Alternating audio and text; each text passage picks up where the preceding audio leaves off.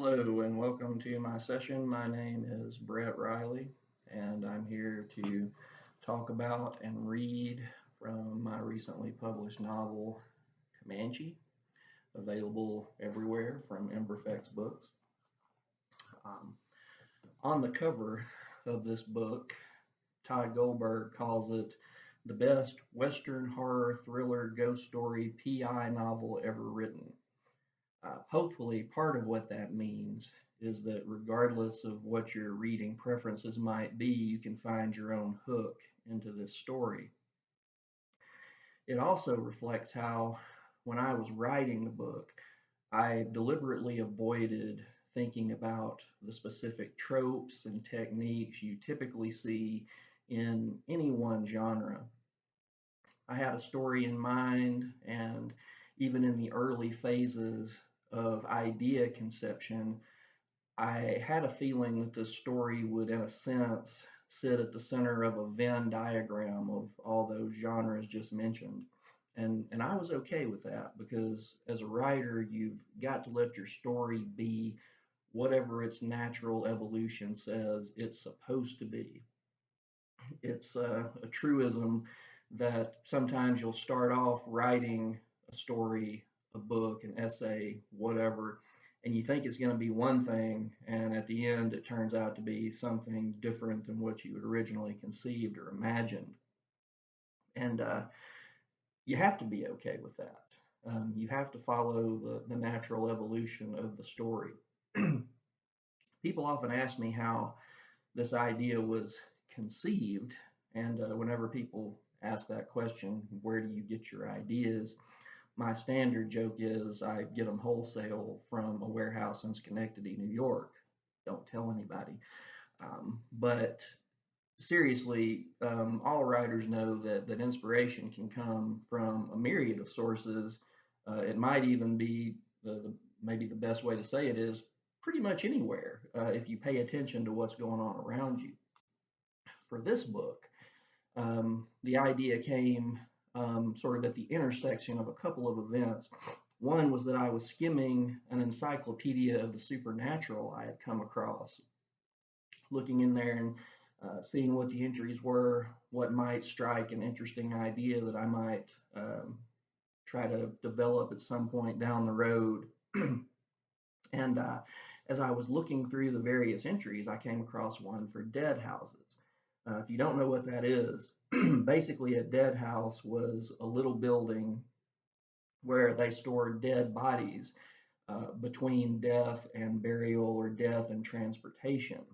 You often saw them in cemeteries, but what intrigued me about the entry was that sometimes train depots had them. As you can imagine, when train was the go-to method of transportation in America, uh, if you lived in a certain place and died, but you were from somewhere else and wanted to be buried there, you would have to be transported.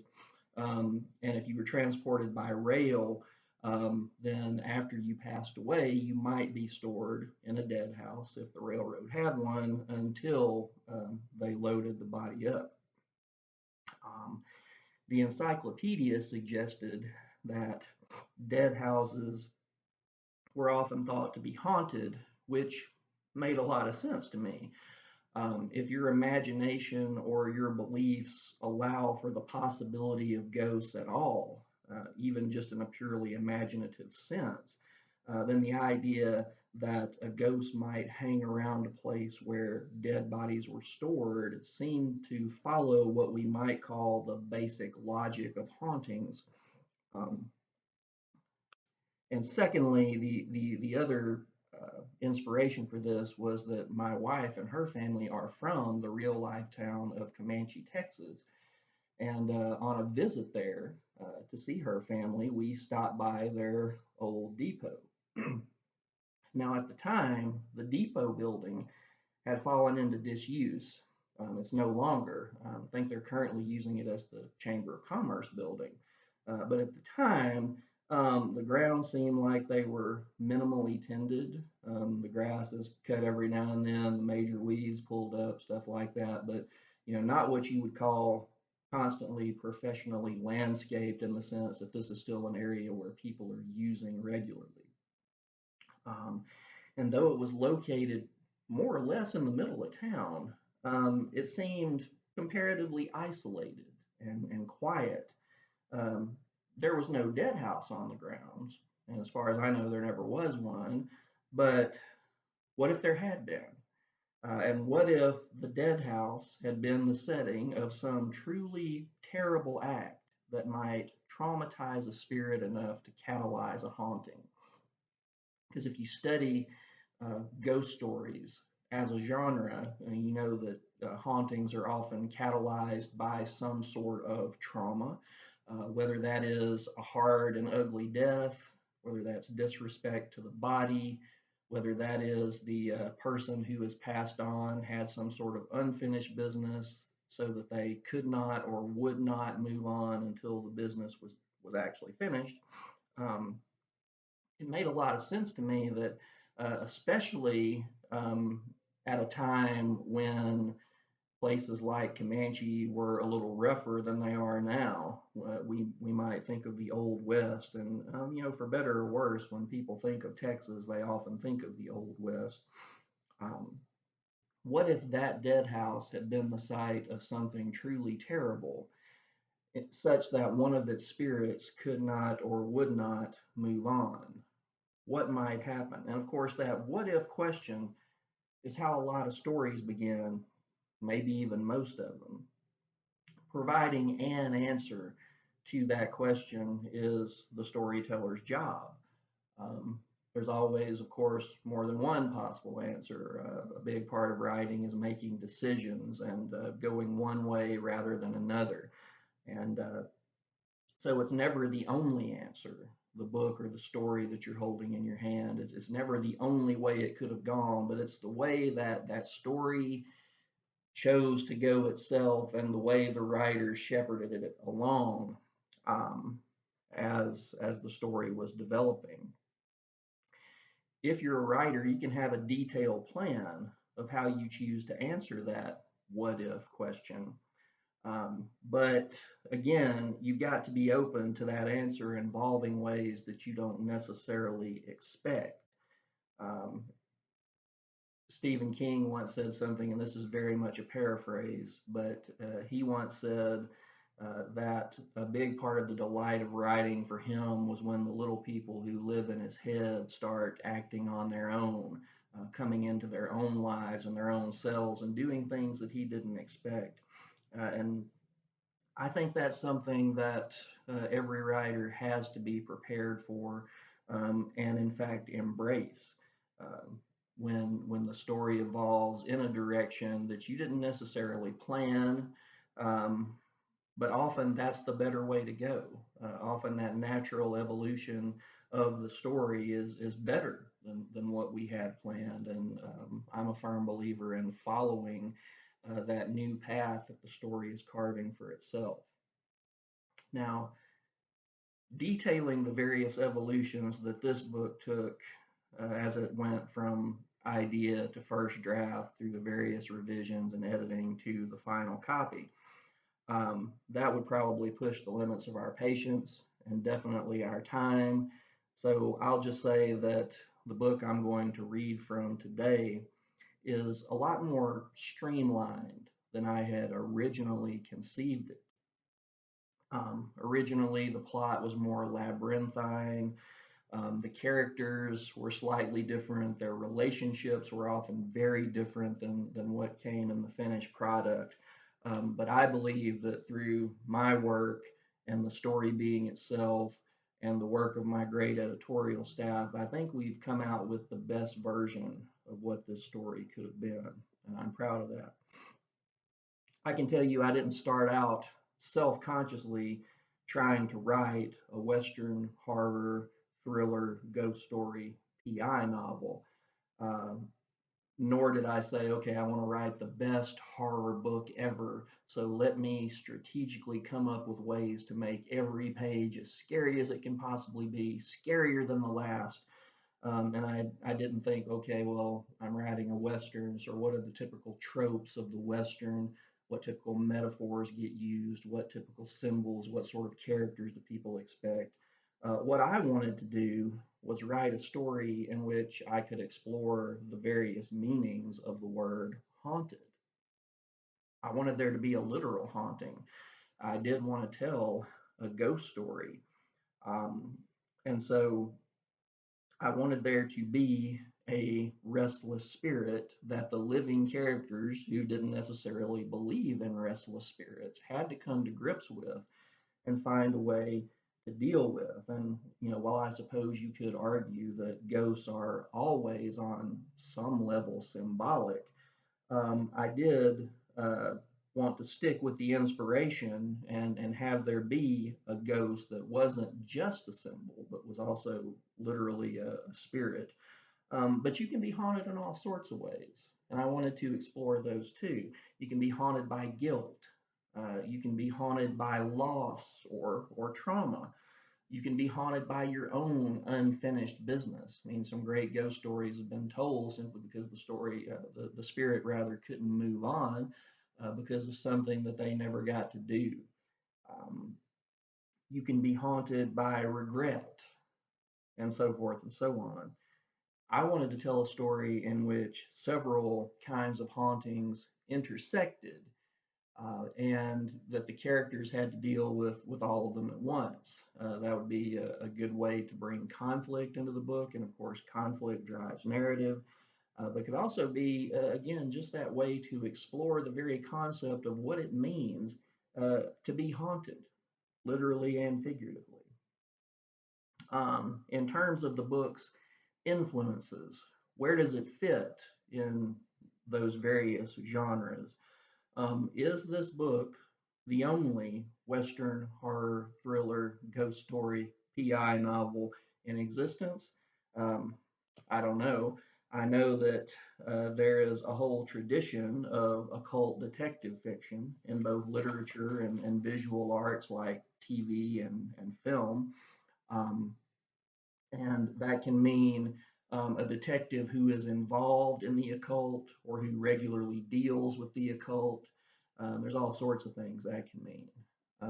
Even Conan Doyle and his great creation Sherlock Holmes got into the act with works like The Hound of the Baskervilles. And if you've read that, you know that the supernatural element turns out to be not supernatural at all, but for most of the book, it does seem like um, a detective meets the occult, and has to figure out how to deal with things that you can't explain. Um, the genre goes all the way up to contemporary writers like Stephen King. If you've checked out his novel The Outsider, or the really good television show based on it, or his novel End of Watch. And really, if you think about a lot of King's work, even if there's not a guy who's actually a private investigator or a police detective in it, a lot of his work involves a kind of detective work, where the characters find themselves in an extraordinary situation where supernatural things are happening, and they've got to figure out what it is, what's causing it, how to stop it, or learn to live with it. A lot of his work deals with people trying to solve those particular problems, those particular mysteries.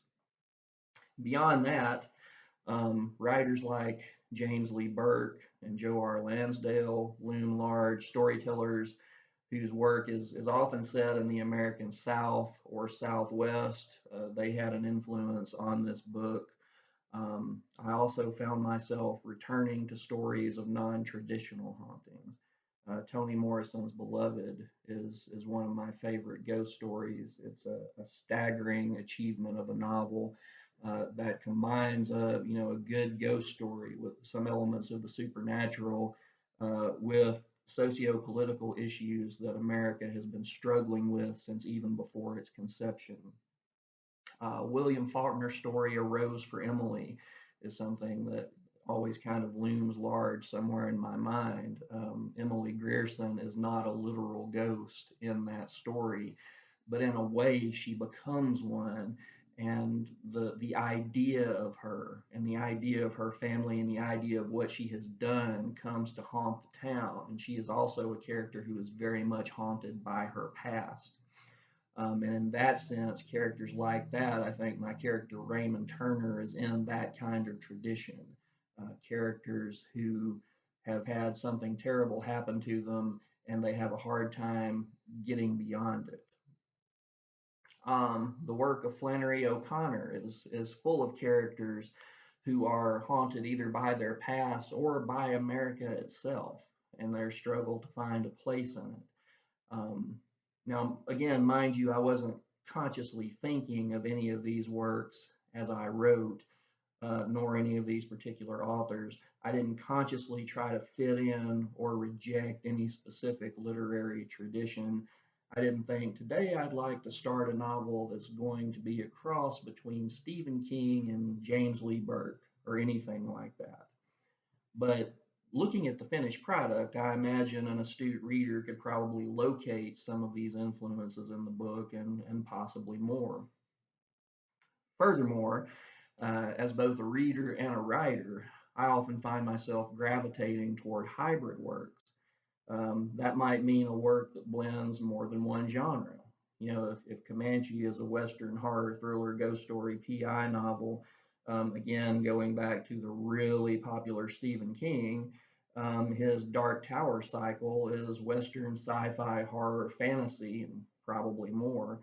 Or it might mean when I say hybrid works, it might mean uh, works that combine so-called genre fiction with so-called literary fiction. And here I'm thinking of writers like Kelly Link, like Karen Russell, like Colson Whitehead. Some of George Saunders's work, I think, fits in there, including his great novel Lincoln and the Bardo. Some of Marlon James's work fits in there. I really like works that take literary fiction's concern for deep character development and that marry that with genre fiction's concern for a really interesting plot. And I think that's reflected, hopefully, not only in the book itself, but even how I marketed it when I was submitting it. I didn't call it a straight horror novel. I didn't call it literary fiction per se. I called it a literary ghost story. Whether you found it scary or not, something you have to decide for yourself. Um, Whether you think it's a great thriller in the strict thriller tradition, again, you have to decide for yourself. But I wanted to tell a ghost story that married literary fiction's concern for character with what I hope is an interesting plot. Does this book create a new genre? The Western horror thriller ghost story PI novel, or does it follow one of those established traditions? I think ultimately that's something that critics and readers have to decide for themselves. But if you wanted my answer, I would say it's a little of both. Again, you can certainly locate influences in the book if you want to, if you pay attention in that particular way. And it does dip its toes into several recognizable genres, but I also hope that it combines those influences and those elements into a story that ultimately is simply itself. I hope. Um, the book is set in some version of the West.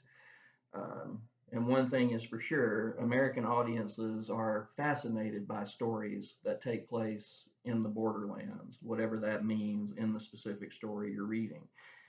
Though it's gone in and out of favor over the decades, the Western has never really gone away completely. I think sooner or later, writers and audiences have always returned to these complicated moments in our history where some individual or group or groups live at the place where two lands intersect, two cultures, two histories, even two eras. And that takes us from the oversimplified and frankly often racist westerns of the early American Western writings, where the white settlers are the good guys and the first peoples trying to survive colonization are often cast as the irredeemable, savage antagonists, um, taking us from works like that up through contemporary revisionist westerns that, not only tell a western story, but take a look at those tropes and metaphors and methods of characterization in the older westerns and look at those from a critical, updated socio-political gaze. Um, it also takes us to sobering looks at brutality and ruthlessness that often accompany frontier locations in, for instance, the TV show Deadwood. Um, where does Comanche fit in with all that? Well, again, rightly or wrongly, when people hear Texas, they often still think of the Old West. They often still think of borderlands, of places where the rules and laws of established American society back east don't apply or are applied inconsistently. Um, Comanche, the real life town, the real life county, were, to my knowledge, not violent Old West places on the level of the legendary ones we've read about in a million novels and seen in a million TV shows and movies, places like Tombstone, Arizona, or Dodge City, Kansas. But there were moments in Comanche's history that would be at home in pretty much any book or movie about the Old West. There was the time that the gunfighter John Wesley Hardin killed someone, or the story of the Fleming Oak, a tree behind which some settlers took refuge during a Comanche attack and found protection there. Um, if you know Western stories, you can probably already imagine the plot and the development thereof that those particular stories would catalyze. As I looked at the old depot grounds that day with my wife and thought about dead houses and people like John Wesley Hardin, I decided a story combining a vicious Old West gunfighter and a dead house might be pretty cool.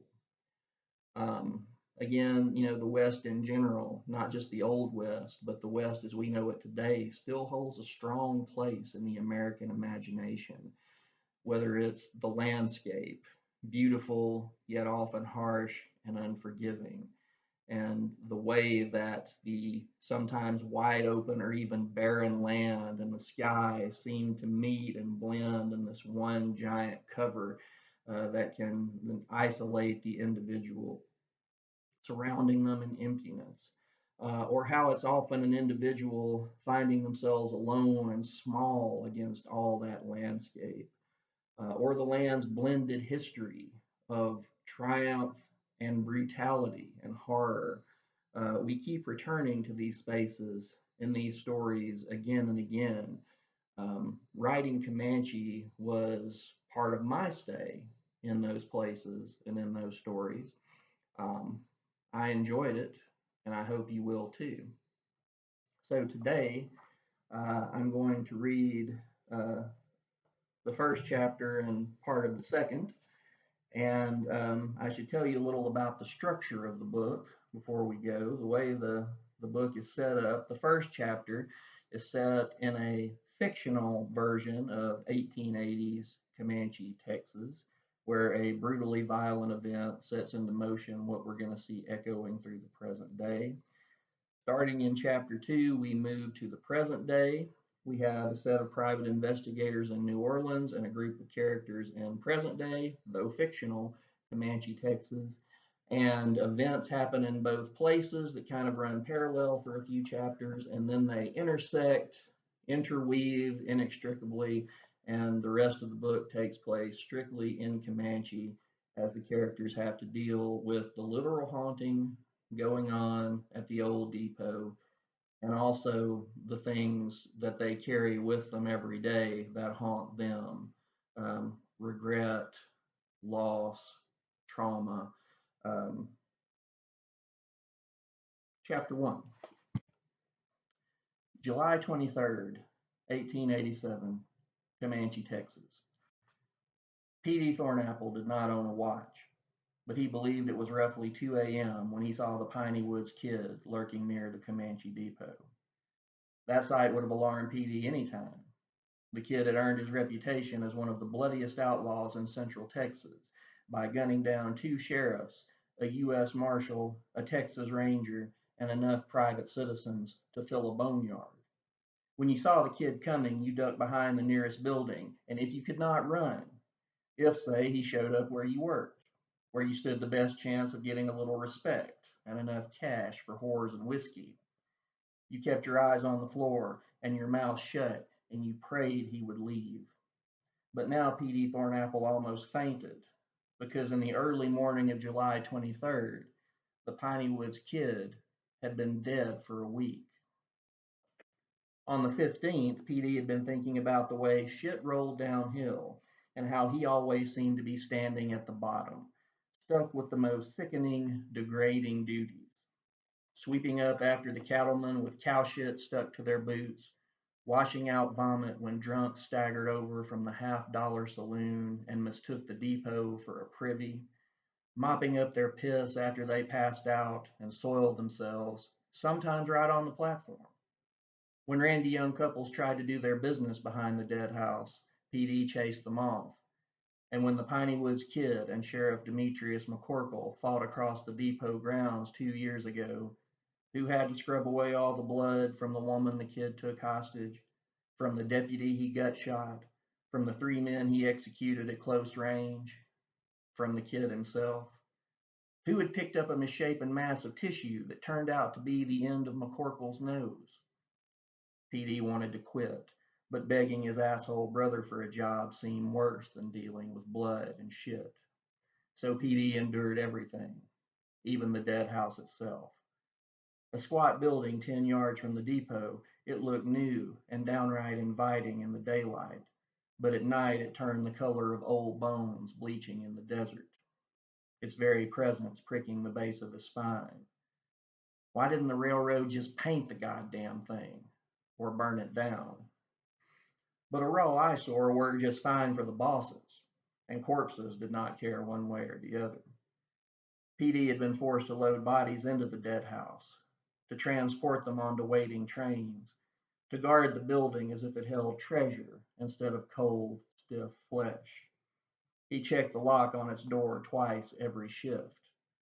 Constant exposure should have rendered the place familiar, even banal. Yet he had never shaken the feeling that something was inherently wrong with the whole idea of a dead house, a way station for cadavers, a hotel for stiffs. If only one of the day shift men would quit or die, so he could take their spot and never have to look at that building in the dark again. PD had never been that lucky, though. He sat in the depot just after dark on the 15th when McCorkle's runner, Deputy Rudy Johnstone, brought news that their posse had killed the kid.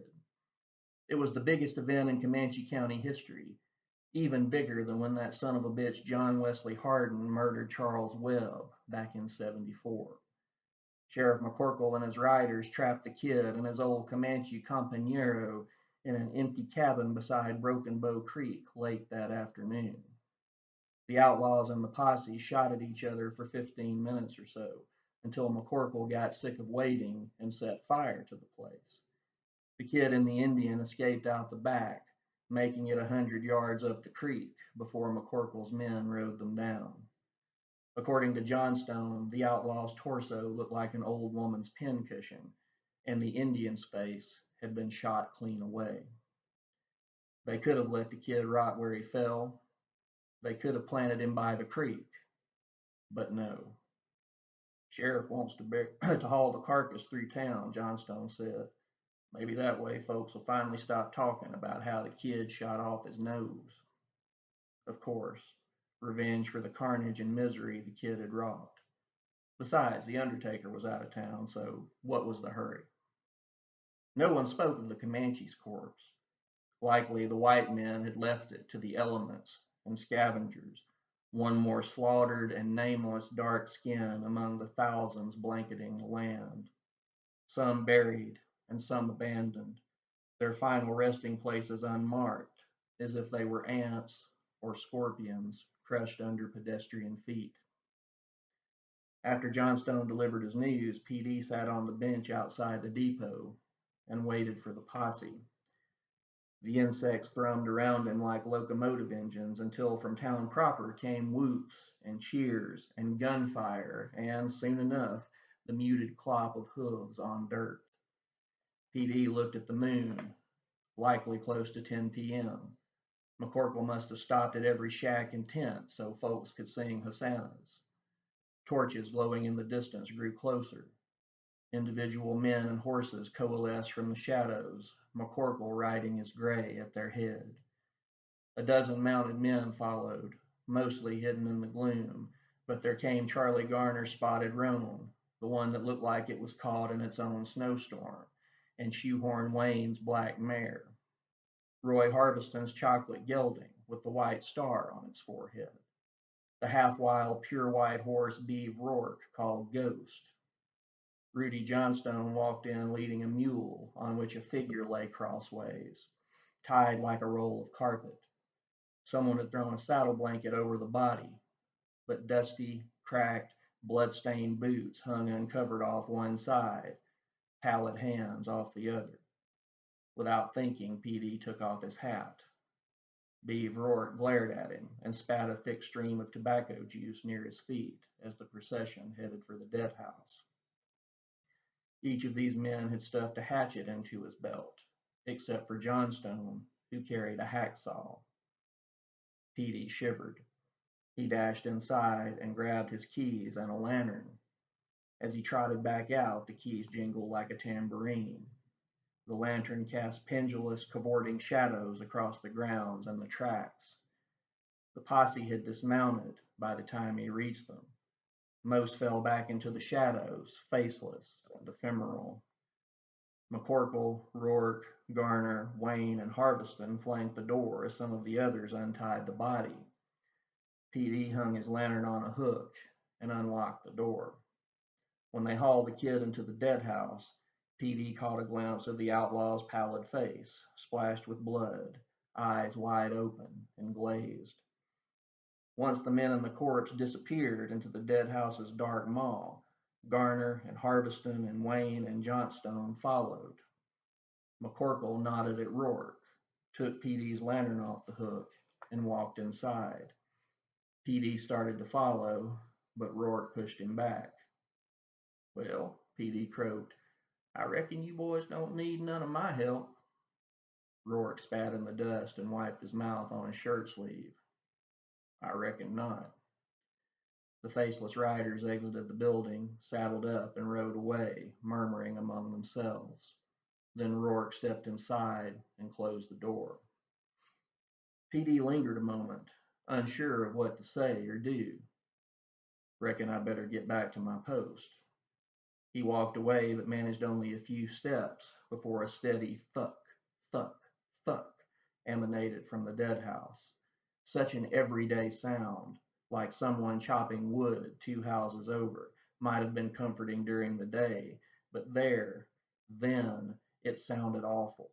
The sound of an emaciated, hollow-eyed man with corkscrew hair standing over a coffin in an open grave, hacking up a body and tossing chunks into a bag. Goddamn magazines with their stories about grave robbers and folks getting buried alive and such, enough to drive a grown man crazy. Back inside the depot, under the lantern's warm glow, PD dropped the keys into their drawer. He went to the doorway and leaned against the jamb, watching the dead house. The lantern light flickered inside, shadows gamboling against the curtained window. Soon PD returned to his desk and did not look outside again. They wanted to prepare the corpse their own damn selves, so let them. McCorkle and the rest left just before dawn. PD stood on the platform and watched them ride away. No one acknowledged him. They carried old flour sacks tied at the necks. PD believed he knew what those sacks held. 2 days later, PD passed the undertaker on the street and asked about the kid's funeral arrangements. The old man looked puzzled. Funeral, he said, scratching his cheeks with dirty fingernails. Hell, I ain't even seen the body. Rudy Johnstone's been bragging they butchered the kid and throwed the pieces in 3 or 4 different creeks. But hell, you know how Johnstone likes to hear himself talk. It's probably bullshit. Now, at 2 a.m. on the 23rd, most everyone in Comanche could be found in one of 2 places: home in bed or at the half dollar, listening to Johnstone tell about the kid's last stand, as he would likely keep doing as long as some sodbuster or cowpoke fresh off the trail offered to buy the drinks. Even free whiskey had not prompted Johnstone to reveal what the posse had done with the kid's body, though. Given what PD had seen a week ago, the Undertaker's story seemed credible. In any case, those fellas had taken the corks off PD Thornapple's hands, which suited him just fine. He lay on his cot behind the main office, pulling on a bottle of tequila and singing to himself, planning to do little else for the rest of his shift. Then he sat up. A while back, Mr. Sutcliffe from the rail company telegraphed about an upcoming inspection of the personnel and facilities. Hellfire. When did that old coot say he was coming? PD went to the front desk and dug through the top drawer, where they kept all the important correspondence. He found Sutcliffe's telegram 3 sheets from the top and scanned it. In part, it read, "Will arrive on 23rd. Stop." Shit, PD said. As the night man, it was his job to air out the dead house when fewer people wandered by to smell it, and he had not done it since that cursed night. The goddamn place probably stunk to high heaven. If Mr. Sutcliffe smelled anything like shot to hell outlaw, or saw any stray drops of dried blood on the floor, that would be the last the depot would see of P.D. Thornapple, who would have to move back to the family ranch with his hulking, sharp-tongued brother and the asshole shrew wife and 5 runny-nosed brats. And, echoing the plight of mistreated younger brothers all the way back to Abel, PD would have to sleep in the barn because they were already stacking kids in the main house like cordwood. He took 2 long swigs of tequila, probably the last of the night, though he took the bottle, just in case, and grabbed his keys, grumbling. PD walked out the depot and turned left. Someone stood in front of the dead house. He dropped the tequila and the keys. The bottle hit the platform and rolled to the edge, where it teetered, the liquid gurgling out. PD ran and grabbed the bottle, saving about half the alcohol, and celebrated by taking another long gulp. Sutcliffe be damned. The liquor burned, going down. When he turned back to the dead house, the figure was gone. PD tittered. "You damn fool, nearly jumping out of your skin that-a-way. Probably just some cowboy from the half dollar, with a head full of Johnstone's tail and a bladder full of hot piss. Walked right by the outhouses in the dark, like folks sometimes do." "Go piss in the privy like civilized folks," PD shouted. Lanterns hung from iron hooks on either side of the depot's doors. He retrieved the keys and took one of the lanterns and held it high, swinging it back and forth. No further sign of the visitor. PD started across the lot. Upon reaching the dead house, he unlocked the door and pulled it open. Sure enough, the place smelled dank, like old leaves and damp earth, with undertones of meat gone bad. Grimacing, he pulled his shirt over his nose and found the block of wood the depot workers kept for propping open the door. After setting the block in place and putting the lantern on the floor, PD went inside and pulled back the curtains, dark ones made of some thick, rough-spun cloth that kept people from seeing the coffins the worker lay on the floor, or, when too many people dropped dead, stacked on top of each other like packing crates, and opened the windows. Walking back outside, he let his shirt drop and breathed in fresh air. He hoped the stink would clear out by morning. When he thought he could stand it again, he went in. The floor looked terrible. Once raw and unpainted, but sanded smooth, the center of it now bore evidence of those hatchets and that hacksaw, small chunks gouged from the wood here and there, the marks of serrated teeth having dragged across the board, as if demented children had broken in with their father's tools and vandalized the place. Well, I ain't no goddamn carpenter. I just hope a stray dog or a wolf don't wander in and shit everywhere. Against the far wall sat a pair of sprung, dusty boots with an empty gun belt coiled around them. They were covered in dark stains, water damage, or dried blood, or Lord only knew what. Next to them, a pile of clothes, filthy denim jeans, a pair of rancid socks, a wadded up cotton shirt shot full of holes and stiff and stained dark, the frayed remains of a leather vest, a weather beaten cowboy hat. Hellfire, PD said. He walked to the discarded clothes and picked everything up, struggling to keep hold of the lantern. He kept dropping items, a boot, the crusty shirt, and picking them up again until, cursing, he set the boots and gun belt on one of the supply shelves built onto the back wall. Just his luck, this shit would take more than one trip. On the way back, he would probably trip over a skunk and land on a cactus. Carrying his burdens, PD wondered how to dispose of the clothes. Burn them? Bury them? Throw them in the street? Go down to the $50 and tell the people they belong to the Piney Woods Kid and see who would buy him a drink for his story? He walked outside.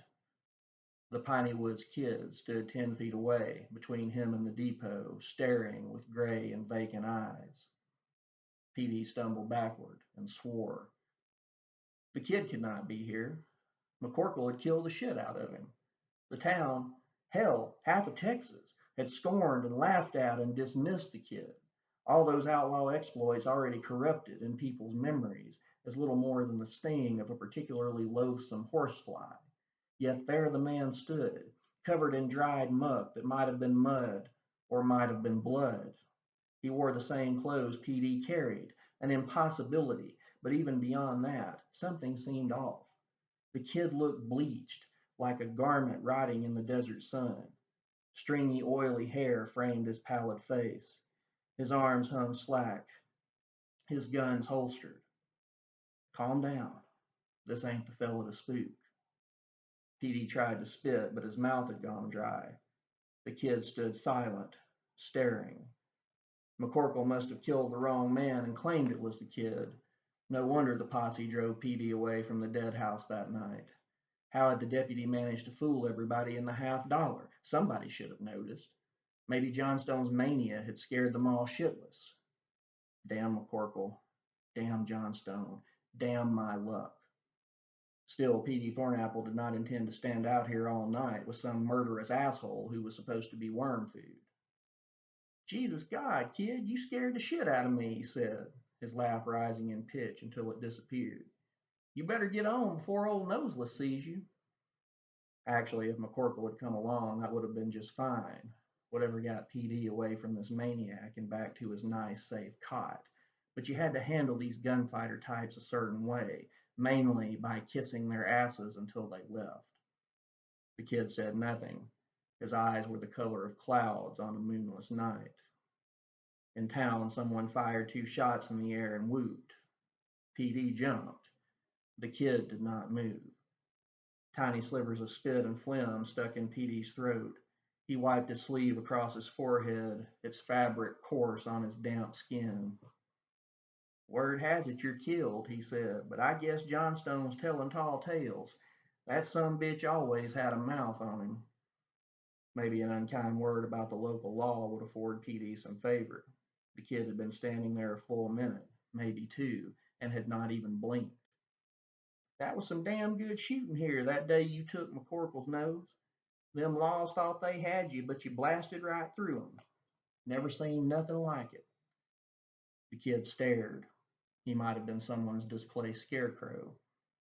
PD shivered, even as sweat dripped down his forehead and coated his back. Say something, he whispered. Don't just stare at me that way. Talk to me, please. The kid seemed not to have heard. Someone fired another shot near the main thoroughfare.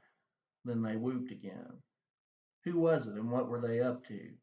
If only PD were there, or anywhere else. The middle of the ocean would have been fine.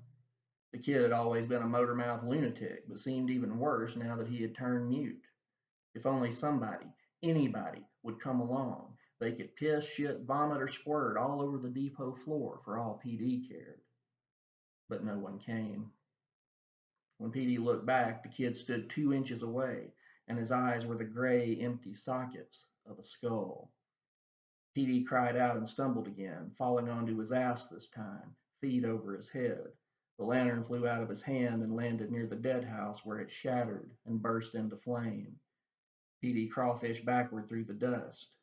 The kid moved with him, his arms slack.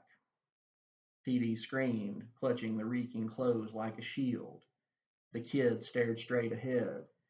He might have been looking into hell. The broken lantern's fire flickered and ebbed. Shadows stretched across the grounds and onto the platform, where they danced up the depot walls like the furtive movements of desert creatures. A wedge of light spilled from the main building's door, but the kid cast no shadow. His feet hovered an inch above the dust. PD Thornapple opened his mouth to scream again, and then the kid slapped leather, drawing both pistols and firing. Slugs drove into PD's belly. He flopped backward through the dust, the garments flying from his hands and landing in the fire before him. The moon, a waxing crescent, grinned at him. His guts burned. He groaned and tried to sit up, but he had no strength. He coughed and spat a mouthful of bright blood into the dust. With arms made of lead, he searched his abdomen for bullet holes. He found nothing. The kid floated closer, watching PD, with those empty holes where his eyes should have been. Pain blotted out all conscious thought. Darkness closed in.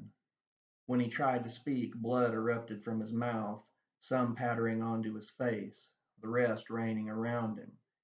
He turned his head and spat. "What'd you do that for?" he whispered. "I didn't kill you." But the kid had vanished. The fire began to die out, and the rest of PD's strength went with it.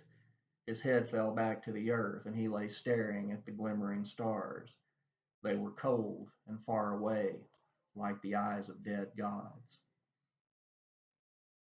And now a bit of Chapter 2, present day, February 14th, 2013, New Orleans, Louisiana. The headache was a dagger in Raymond Turner's brain. His stomach spasmed, and he rolled over and vomited into the grass. Then he straightened, wincing against the sunlight. The ground felt frigid, the dead grass like dull needles. His Kia Optimus grill sat only inches from the front steps of his little one-story house. Above, the bare branches of an oak thrust toward the sky. His partner, Darrell LeBlanc, leaned against the tree trunk, trimming his fingernails with a pocket knife. Raymond hawked and spat. His mouth tasted like something slimy had died in it. His leg ached. "What'd you do?" he asked, rubbing it. "Kick me?" LeBlanc glanced at him. "Yep." "Well, what the hell did you do that for?" "You look like you needed kicking." Raymond struggled to his feet, his stomach flip-flopping. An empty whiskey bottle lay on the ground near the Optima's driver's side door. "Shit, I guess I drove myself home last night." "I reckon so," LeBlanc said. "Almost parked in the middle of the den, too." "Just about." When Raymond bent to retrieve the bottle, the world swam out of focus. LeBlanc grabbed him. "Thanks," he said. "I feel like the Saints used me for a tackling dummy." "Let's get you inside," LeBlanc said. Raymond sat at his kitchen table. Morning sunlight winked in through the blinds. Had LeBlanc parted the teal curtains, or had Marie left them that way months ago? The aroma of eggs and frying bacon and coffee made Raymond's mouth water and his stomach gurgle as LeBlanc stood at the stove, spatula in hand. "I don't know how much of that I can eat," Raymond said, rubbing his temples. His pants were grass-stained and dirty. "It ain't for you."